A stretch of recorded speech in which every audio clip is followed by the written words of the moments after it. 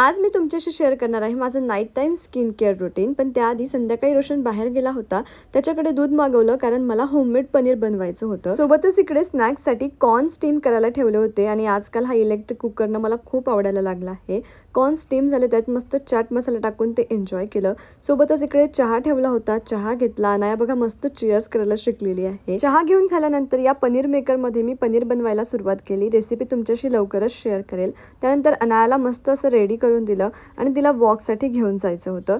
आता हे क्लिप्स लावणं आजकाल ना मला खूप आवडायला लागलेलं आहे आणि ती हे लावते याचा मला खूप आनंद होतो, पण पुढच्या 5 मिनिटात ती माझा आनंद भंग करते. ते लगेच ती काढून घेते. 3 वर्षापूर्वी रोशनला आवडली म्हणून ही जुती तर मी घेतली होती, पण ती मी कधीच घातली नाही. म्हटलं चला आज याचा शुभारंभ करू आणि ती घालून बघितली. छान दिसत होती पायामध्ये. अनायाला छान अशी वॉक करून आणलं. एका साडीवर मला कॉटनचं ब्लाऊज घ्यायचं होतं, ते घ्यायला गेलो आणि त्यानंतर ते शिवायला सुद्धा टाकलं. लवकरच ही साडी घालून तुमच्याशी मी छान छान फोटो शेअर करेल.